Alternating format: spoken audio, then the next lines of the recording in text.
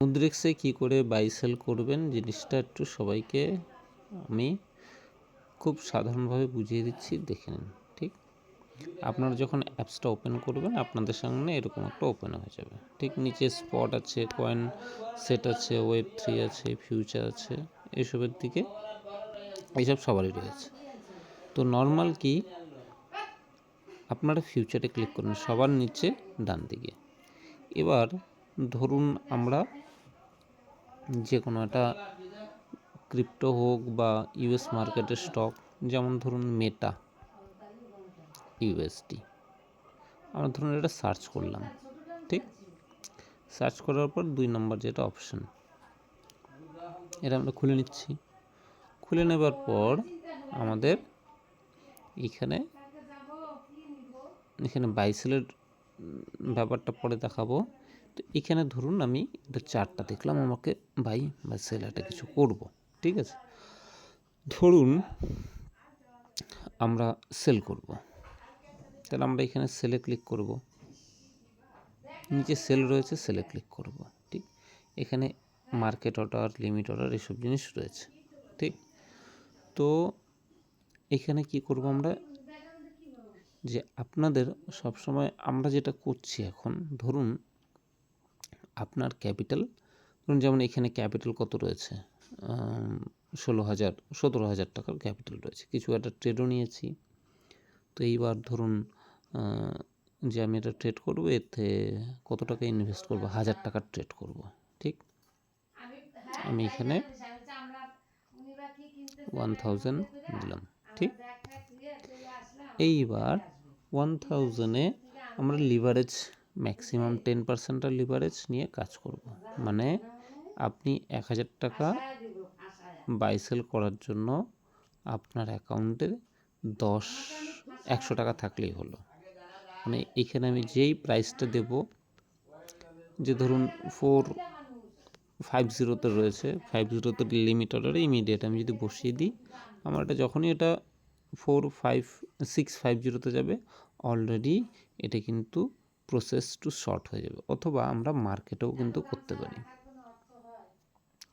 ঠিক আছে, তো এইভাবে আচ্ছা আমরা একটা করে নিচ্ছি, লিমিট অর্ডারটা বাই দেখে নিই।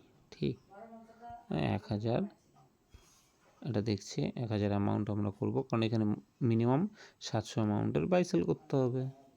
তো এখানে লিভারেজ আমি 10x রয়েছে, আমরা বাই করব ধরুন 648।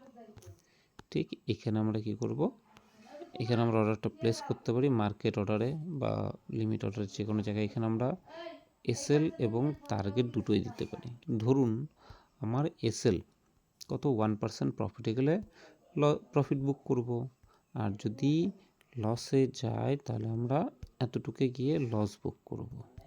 ঠিক, তাহলে দেখুন কি দাঁড়াচ্ছে, আমার এখানে 1 টাকা 83 পয়সা এমন কিছু একটা দেখাচ্ছে।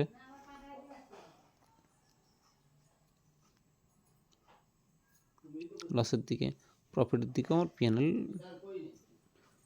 মানে এটা আপনাকে পার্সেন্টেজ হিসেবে দেখাবে। আর যদি আমরা কি করব, যে আমরা ধরুন প্রফিটে গেলে 6, আমরা একটা প্রাইস দেখে নিচ্ছি, যে আমরা 648 টাকায় বাই করছি, এর 1% 48 মিনস হচ্ছে হলো 648, 6.5 পয়েন্ট। ঠিক, তাহলে আমার হচ্ছে হলো 48, 814।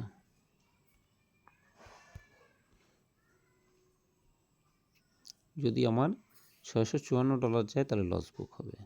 আর আমরা ধরছি লস, আমরা কী করব, লস 5 পয়েন্টের, 5 পয়েন্ট মিনস 5 পয়েন্ট নিচে আসলে 48 থেকে 643। ঠিক,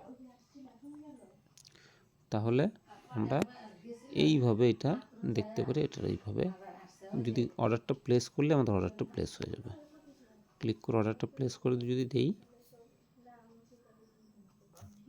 আমার এখানে ব্যাক করলাম, ফিউচারে আসলাম, আসার পরে ওপেন অর্ডারসে গেলাম, এখানে ওপেন অর্ডারসে এটা দেখাবে। ঠিক আছে। এটা আমরা এটাকে ক্যান্সেল করে দেবো এখন, যেহেতু অর্ডার এটা শেখানোর জন্য বললাম, তো এটা ক্যান্সেল করে দিলাম। ঠিক, একটা এআই দিয়ে অলরেডি অর্ডার লেগে গেছে সম্ভবত। এটা কি স্টক কি ইন্ডেক্স, সরি এটা হচ্ছিল QNT USDT। দেখি কি আছে এটার।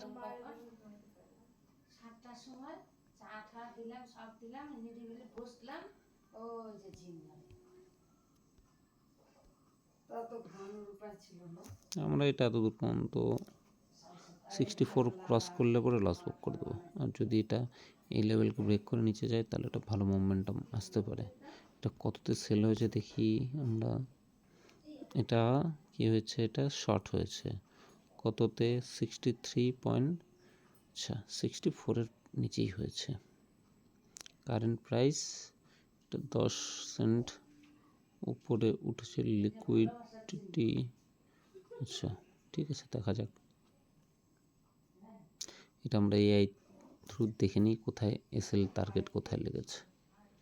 যাই হোক, এই যে এখানে এটা হচ্ছে ট্রেড আইডিয়াতে, কিন্তু এক্সএমআরটা আমাদের লাগেনি।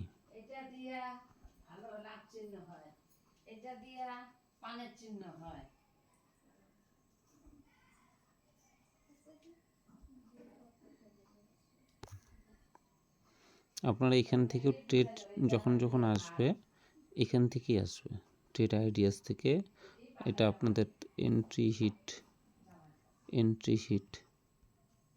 হিট, তো এটার হিস্ট্রিও রয়েছে আপনাদের সামনে। আমি এটার হিস্ট্রি নেক্সট ভিডিওতে শেয়ার করছি, ঠিক আছে।